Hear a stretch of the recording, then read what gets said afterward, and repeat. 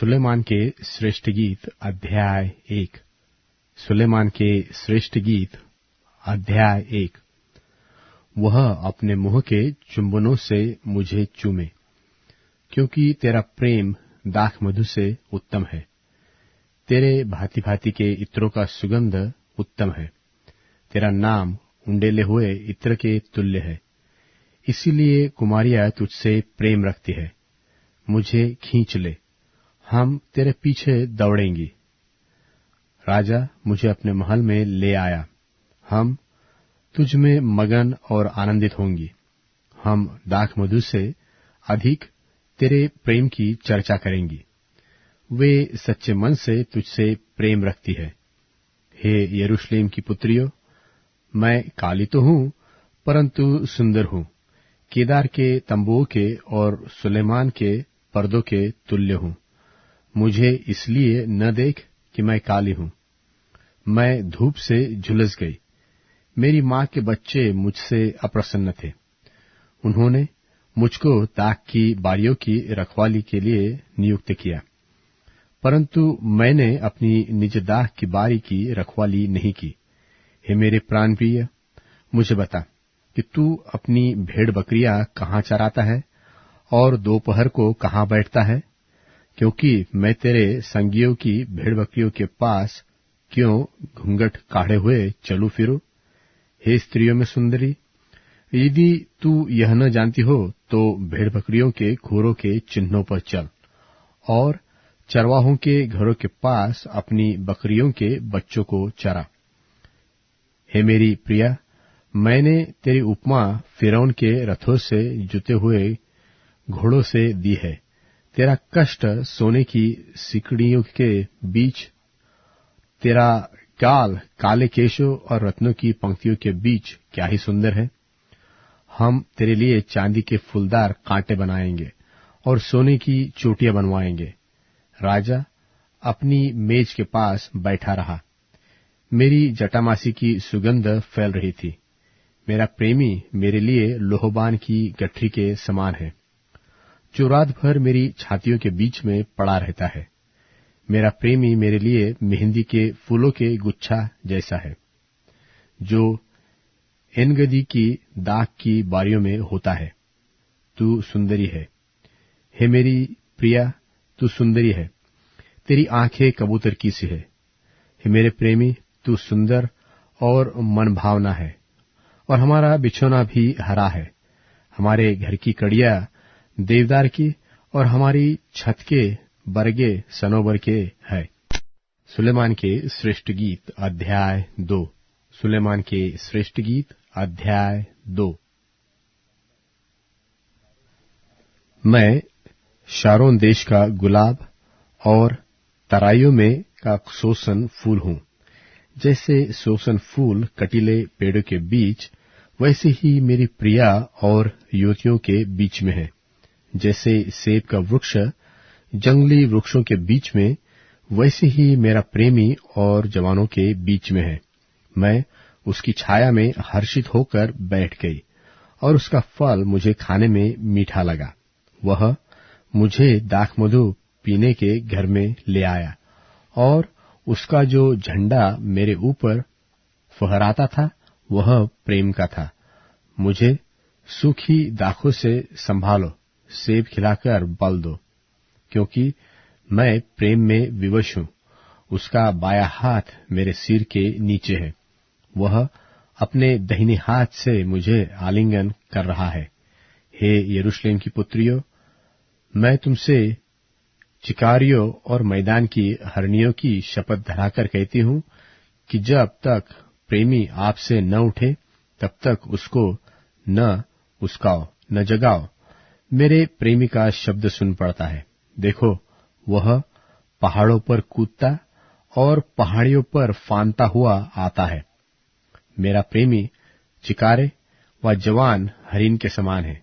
देखो, वह हमारी भीत के पीछे खड़ा है और खिड़कियों से झांकता है और झंझरी से ताकता है। मेरा प्रेमी मुझसे कह रहा है, हे मेरी प्रिया, हे मेरी सुंदरी, उठकर चलिया, क्योंकि देख कि जाड़ा आता, मेह छूट गया और जाता रहा है। पृथ्वी पर फूल दिखाई देते हैं, चिड़ियों के बोलने का समय आ पहुंचा है, और हमारे देश में पिंडुक का शब्द सुनाई देता है। अंजीर पकने लगे हैं और दाखलताएं फूल रही है और सुगंध दे रही है। हे मेरी प्रिया, हे मेरी सुंदरी, उठकर चलिया।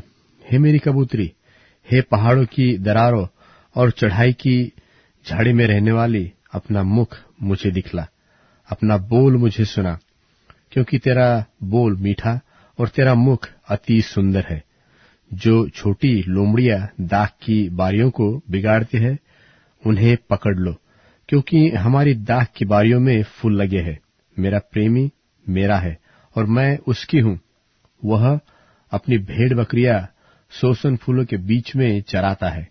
जब तक दिन का ठंडा समय न आए और छाया लंबी होते होते मिट न जाए, तब तक हे मेरे प्रेमी फिर और उस चिकारे व जवान हरिणी के समान बन, जो बेतेर के पहाड़ों पर फिरता है। सुलेमान के श्रेष्ठ गीत अध्याय 3। सुलेमान के श्रेष्ठ गीत अध्याय 3। रात के समय मैं अपने पलंग पर अपने प्राण प्रिय को ढूंढती रही। मैं उसे ढूंढती तो रही, परंतु पाया नहीं। मैंने कहा, मैं उठकर नगर में और सड़कों और चौकों में घूमकर अपने प्राण प्रिय को ढूंढूंगी। मैं उसे ढूंढती तो रही, परंतु पाया नहीं। जो पहरुए नगर में घूमते हैं, वे मुझे मिले। मैंने उनसे पूछा, क्या तुमने मेरे प्राण प्रिय को देखा है? मुझको उनके पास से आगे बढ़े थोड़ी ही देर हुई कि मेरा प्राण प्रिय मुझे मिल गया। मैंने उसको पकड़ लिया, और जब तक उसे अपनी माता के घर अर्थात अपनी जननी की कोठरी में न ले आए, तब तक उसको जाने न दिया। हे यरूशलेम की पुत्रियों, मैं तुमसे चिकारियों और मैदान की हरनियों की शपथ धराकर कहती हूं कि जब तक प्रेमी आपसे न उठे, तब तक उसको न उस्काओ और न जगाओ। यह क्या है जो धुएं के खंभों के समान गंधरस और लोबान से सुगंधित और व्यापारी के सब भांति की बुकनी लगाए हुए जंगल से निकल आता है? देखो, यह सुलेमान की पालकी है। उसके चारों ओर 60 वीर चल रहे हैं, जो इस्राएल के शूरवीरों में से है। वे सब के सब तलवार बांधे और युद्ध विद्या के जानने वाले हैं। प्रत्येक पुरुष रात के डर के मारे जांघ पर तलवार लटकाए हुए रहता है। सुलेमान राजा ने एक बड़ी पालकी लबानोन के काठ की बनवा ली है। उसने उसके खंभे चांदी के, उसका सिरहाना सोने का और गद्दी अर्गवानी रंग की बनवाई है, और उसके बीच का स्थान यरूशलेम की पुत्रियों की ओर से प्रेम से जड़ा गया है। हे सियोन की पुत्रियों, निकलकर सुलेमान राजा पर दृष्टि डालो। देखो, वह वही मुकुट पहने हुए है जिसे उसकी माता ने उसके विवाह के दिन और उसके मन के आनंद के दिन उसके सिर पर रखा। सुलेमान के श्रेष्ठ गीत अध्याय 4। सुलेमान के श्रेष्ठ गीत अध्याय 4। हे मेरी प्रिया, तू सुंदर है, तू सुंदर है। तेरी आंखें तेरी लटों के बीच में कबूतरों की सी दिखाई देती है। तेरे बाल उन बकरियों के झुंड के समान हैं, जो गिलाद पहाड़ की ढलान पर लेटी हुई दिखाई पड़ती हो। तेरे दांत उन कतरी हुई भेड़ों के झुंड के समान हैं, जो नहाकर ऊपर आई हो, और हरेक ने 2-2 बच्चे दिए हो, और उनमें से किसी का साथी जाता नहीं रहा। तेरे होठ लाल रंग की डोरी के समान है, और तेरा मुंह मनोहर है। तेरी कनपटियां तेरी लटों के नीचे अनार की फांक सी देख पड़ती है। तेरा गला दाऊद के गुम्मट के समान है, जो अस्त्र शस्त्र के लिए बना हो, और जिस पर 1000 ढालें टंगी हुई हो। सब ढालें शूरवीरों की है। तेरी दोनों छातियां मृग के 2 जुड़वे बच्चों के तुल्य है, जो सोसन फूलों के बीच में चरता हो। जब तक दिन ठंडा न हो और छाया लंबी होते होते मिट न जाए, तब तक मैं गंधरस के पहाड़ और लोबान की पहाड़ी पर चला जाऊंगा। हे मेरी प्रिया, तू सर्वांग सुंदरी है, तुझ में कोई दोष नहीं है। हे दुल्हन, तू मेरे संग लबानोन से चलिया। तू अमाना की चोटी पर से, शनीर और हेरमुन की चोटी पर से, सिंहों की गुफाओं से, चीतों के पहाड़ों पर से दृष्टि कर। हे मेरी बहन, हे मेरी दुल्हन, तूने मेरा मन मोह लिया है। तूने अपनी आंखों की एक ही चितवन से और अपने गले की एक ही कंठी से मेरा हृदय मोह लिया है। हे मेरी बहन, हे मेरी दुल्हन, तेरा प्रेम क्या ही मनोहर है, तेरा प्रेम दाख मधु से क्या ही उत्तम है, और तेरे इत्रों का सुगंध सब प्रकार के मसालों के सुगंध से क्या ही अच्छा है। हे दुल्हन, तेरे होठों से मधु टपकता है, तेरी जीभ के नीचे मधु और दूध रहता है, और तेरे वस्त्रों का सुगंध लबानोन का सा है। मेरी बहन, मेरी दुल्हन, किवाड़ लगाए हुए बारी, किवाड़ बंद किया हुआ सोता और छाप लगाया हुआ झरना है। मेरे अंकुर उत्तम फल वाली अनार की बारी के तुल्य है, जिसमें मेहंदी और सुम्बुल, जटामासी और केसर, लोबान के सब भांति के पेड़ों समेत मुश्क और दालचीनी, गंधरस, अगर आदि सब मुख्य मुख्य सुगंध द्रव्य होते हैं। तू बारियों का सोता है, फूटते हुए जल का कुआं है, और लबानों से बहती हुई धाराएं हैं। हे उत्तर वायु, जाग, और हे दक्षिण वायु, चलिया। मेरी बारी पर बहो, जिससे उसका सुगंध फैले, और मेरा प्रेमी अपनी बारी में आकर अपने उत्तम उत्तम फल खाए। सुलेमान के श्रेष्ठ गीत अध्याय 5। सुलेमान के श्रेष्ठ गीत अध्याय 5। हे मेरी बहन, हे मेरी दुल्हन, मैं अपनी बारी में आया हूं। मैंने अपना गंधरस और बलसान चुन लिया। मैंने मधु समेत छत्ता खा लिया। मैंने दूध और दाख मधु पी लिया। हे मित्रों, तुम भी खाओ। हे प्यारो, पियो, मनमाना पियो। मैं सोती हूं, परंतु मेरा मन जागता है। मेरे प्रेमी का शब्द है जो खटखटाता है और कहता है, हे मेरी बहन, हे मेरी प्रिया, हे मेरी कबूतरी, हे मेरी निर्मल, मेरे लिए द्वार खोल, क्योंकि मेरा सिर होश से भरा है और मेरी लटें रात में गिरी हुई बूंदों से भीगी है। मैं अपना वस्त्र उतार चुका, मैं क्यों उसे फिर पहनूं? मैं तो अपने पांव धो चुकी, अब उसको क्यों मैला करूं? मेरे प्रेमी ने अपना हाथ कवाड़ के छेद से भीतर डाल दिया, तब मेरा हृदय उसके लिए व्याकुल होने लगा। मैं अपने प्रेमी के लिए द्वार खोलने को उठी, और मेरे हाथों से गंधरस टपका, और मेरी अंगुलियों पर से टपकता हुआ गंधरस बिंडे की मूठों पर पड़ा। मैंने अपने प्रेमी के लिए द्वार तो खोला था, परंतु मेरा प्रेमी मुड़कर चला गया था। जब वह बोल रहा था, तब मेरा प्राण व्याकुल हो गया। मैंने उसको ढूंढा, परंतु न पाया। मैंने उसको पुकारा, परंतु उसने कुछ उत्तर न दिया। पहरे वाले जो नगर में घूमते हैं मुझे मिले, उन्होंने मुझे मारा और घायल किया। शहर पनाह के पहरुओं ने मेरी चद्दर मुझसे छीन ली। हे यरूशलेम की पुत्रियों, मैं तुमको शपथ धराकर कहती हूं कि यदि मेरा प्रेमी तुमको मिल जाए तो उससे कह देना कि मैं प्रेम से विवश हूं। हे स्त्रियों में परम सुंदरी, तेरा प्रेमी और प्रेमियों से किस बात में उत्तम है कि तू हमको ऐसी शपथ धराती है? मेरा प्रेमी गोरा और लाल सा है, वह 10,000 में उत्तम है। उसका सिर चोखा कुंदन है, उसकी लटकती हुई लटें कौवों की नाई काली है। उसकी आंखें उन कबूतरों के समान हैं जो दूध में नहाकर नदी के किनारे अपने झुंड में एक कतार में बैठे हुए हो। उसके गाल फूलों की फुलवारी और बालसन की उभरी हुई कियारियां है। उसके होठ सोसन फूल है, जिससे पिघला हुआ गंधरस टपकता है। उसके हाथ फिरोजा जड़े हुए सोने के किवाड़ है। उसका पेट नीलम के फूलों से जड़े हुए हाथीदांत का काम है। उसका मुख कुंदन पायों पर बैठाए हुए संगमरमर के खंबे है। वह देखने में लबानोन और सुंदरता में देवदार के वृक्षों के समान मनोहर है। उसका मुख अति मधुर है, हाँ, वह सर्वांग परम सुंदर है।